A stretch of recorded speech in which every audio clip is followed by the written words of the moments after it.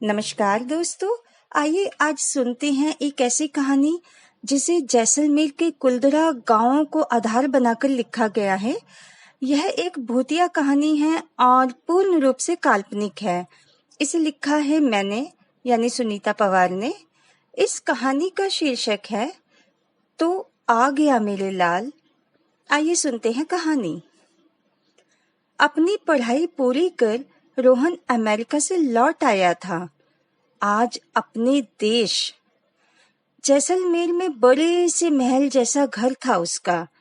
बड़ा सा परिवार जिसमें दादा दादी, चाचा चाची और बहनें रहते थे।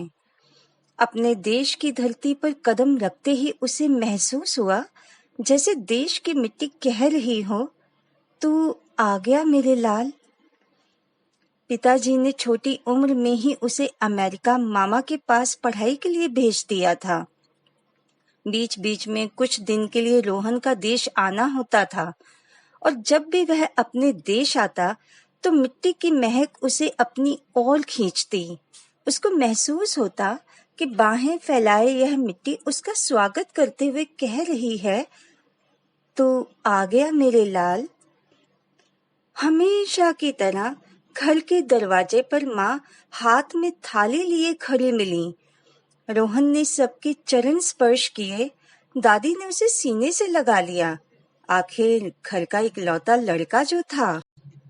रात को माँ दूध का गिलास लिए रोहन के कमरे में दाखिल हुई तो वह बोला, माँ मुझे नींद नहीं आ रही।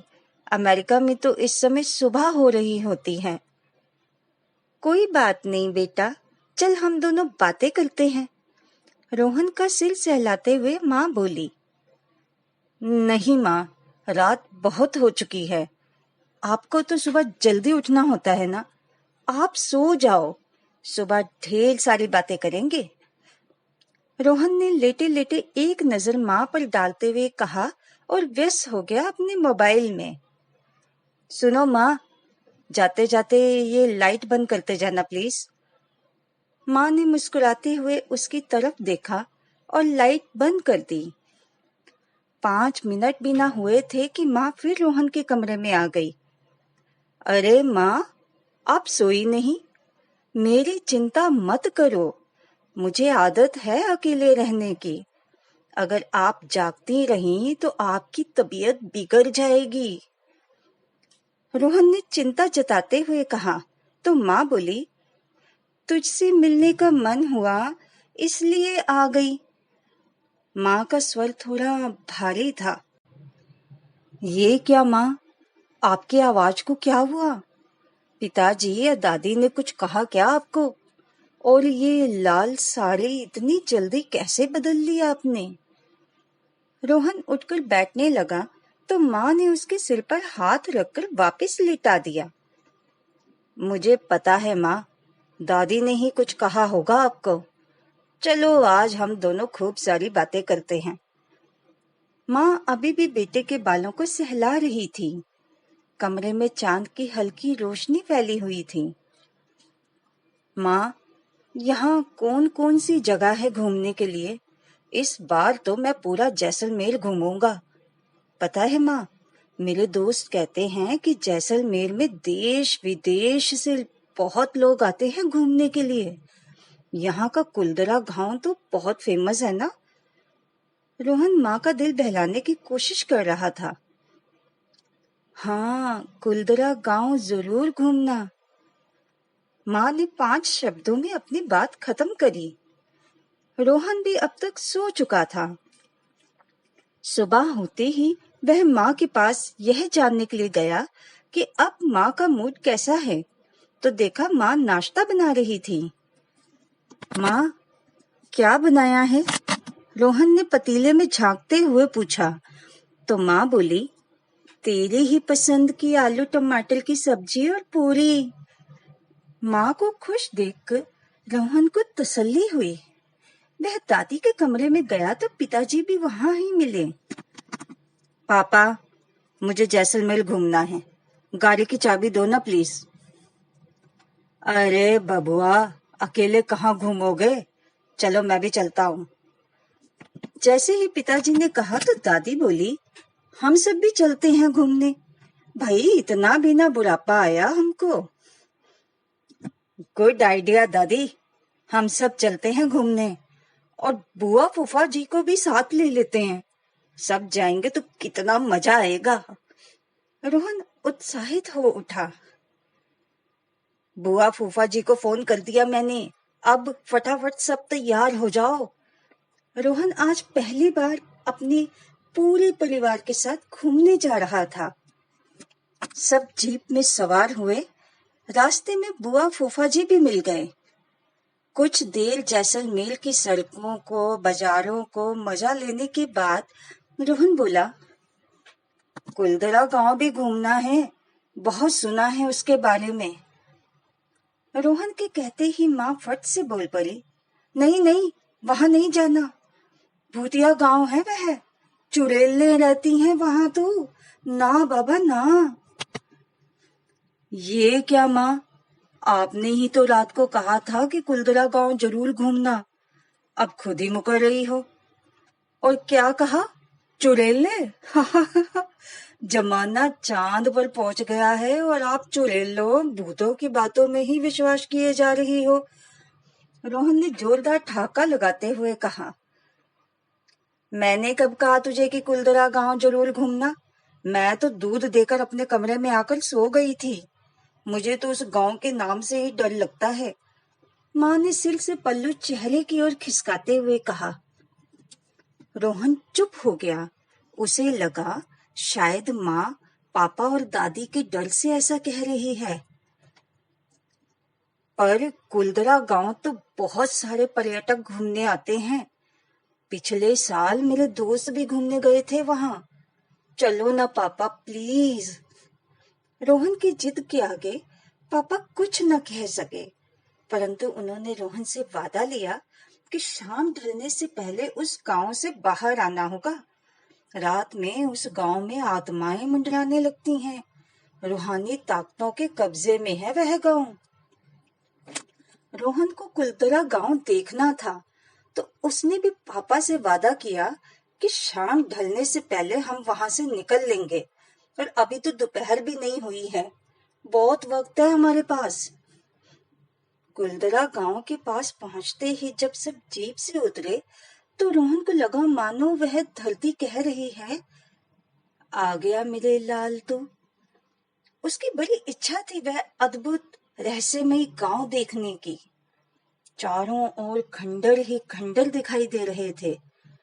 एक ऐसा गांव जहां पर घर हैं, सड़कें हैं, उड़ती मिट्टी है, ऑक्सीजन भरी हवाएं हैं, सूरज भी दमकता है, चांद भी चमकता है, और बारिश से तो वहां की जमीन भी गीली होती है।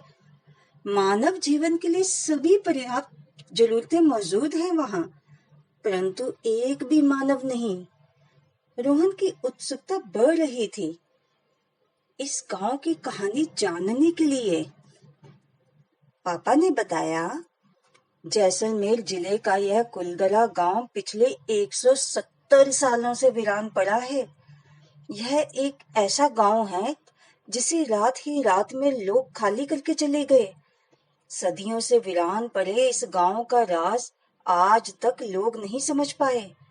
कोई कहता है कि कुलदरा गांव पर भटकती आत्माओं का पहरा है, तो कोई यह मानता है कि यह एक श्रापित गांव है।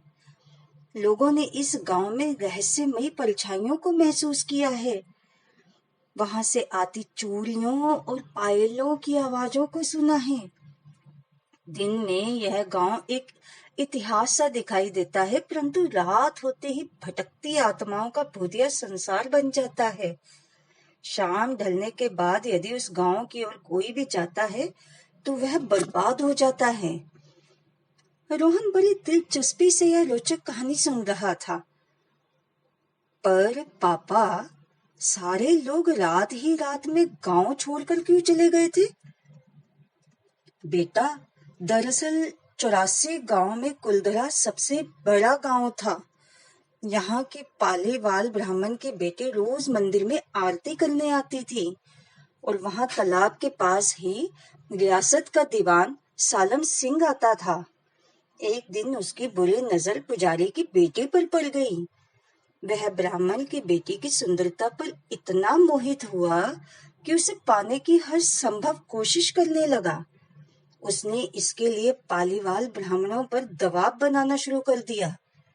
हद तो तब हो गई जब सत्ता के मद में चूर उस दीवान ने उस लड़की के घर संदेश भिजवाया कि यदि अगले पूर्णमासी तक उसे लड़की नहीं मिली तो वह गांव पर हमला करके लड़की को उठा ले जाएगा।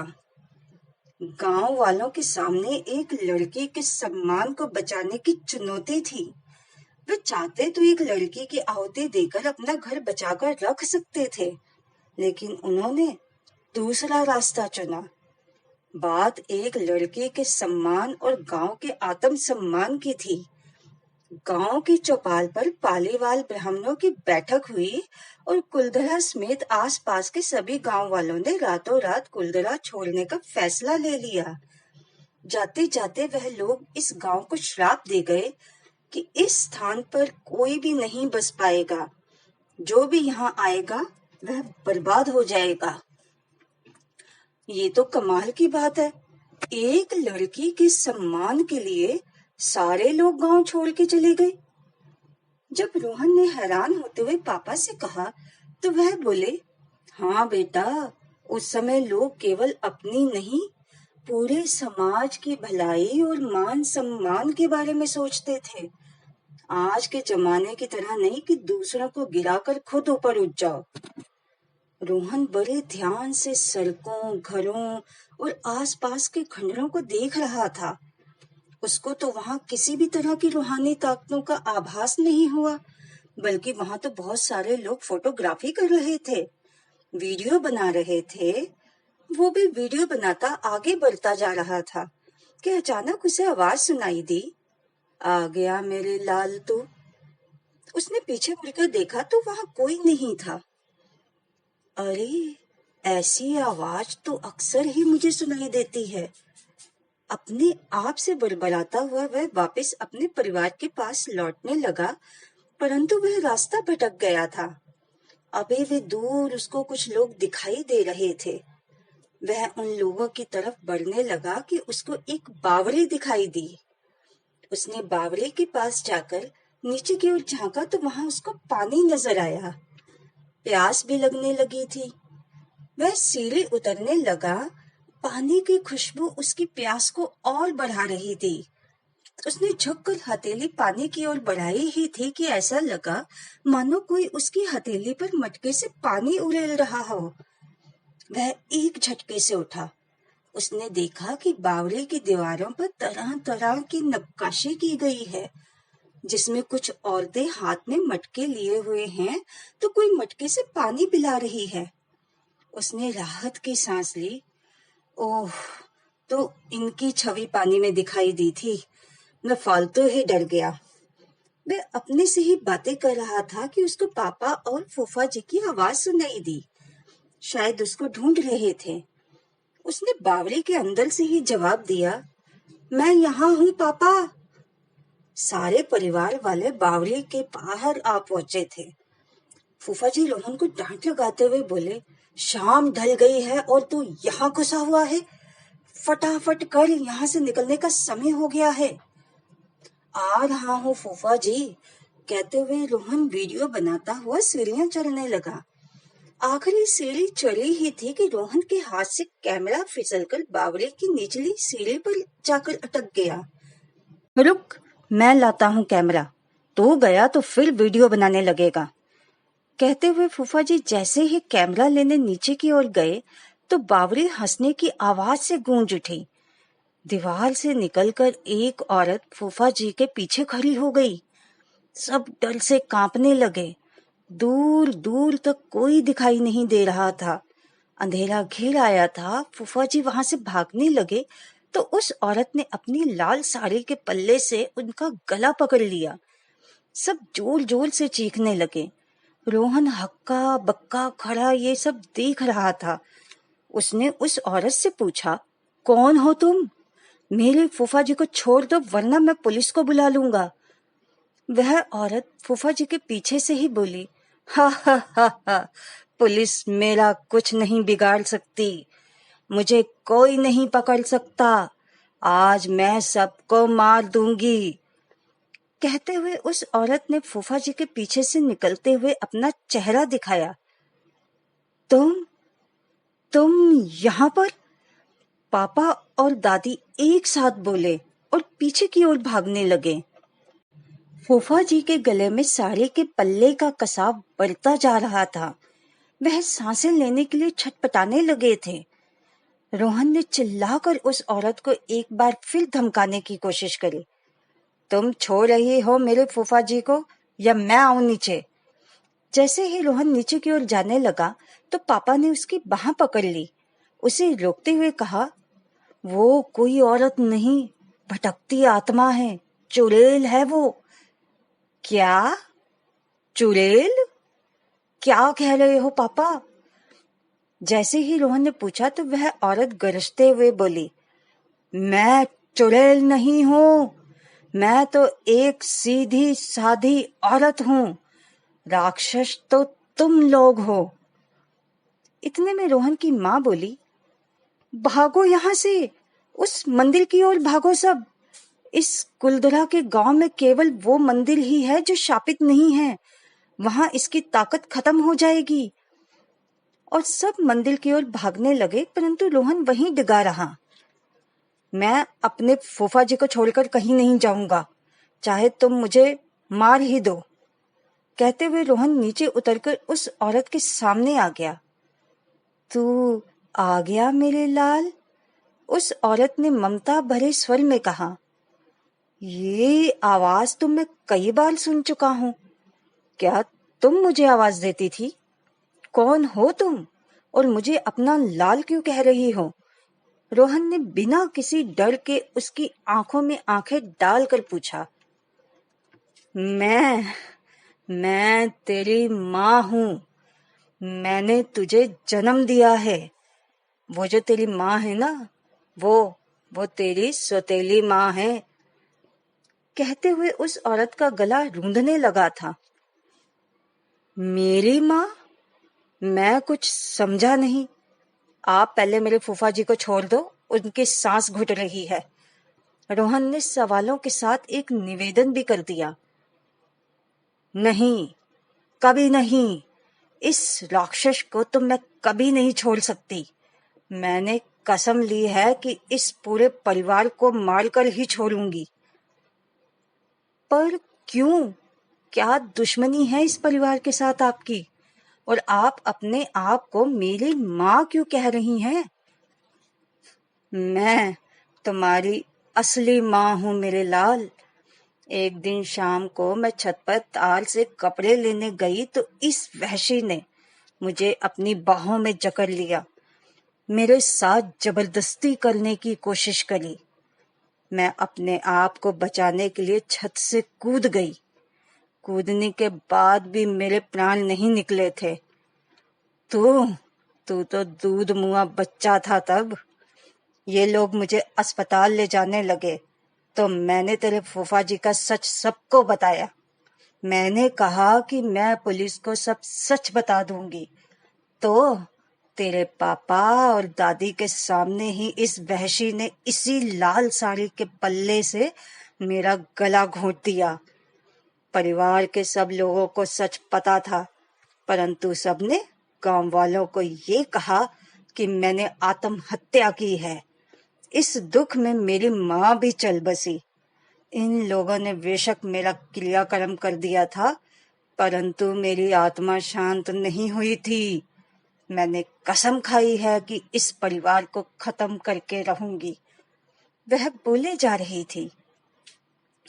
तो इसका मतलब कल रात को आप मेरे कमरे में आई थी? आप घर में भी तो इन लोगों को मार सकती थी, फिर ये कुलधरा की जमीन ही क्यों? रोहन ने पूछा। नहीं, उस घर में तेरी सौतेली माँ रोज पूजा पाठ करती है। उस घर में जाते ही मेरी शक्तियां खत्म हो जाती थी। ये कुलधरा का गांव तो मेरे जैसी भटकती आत्माओं का घर है।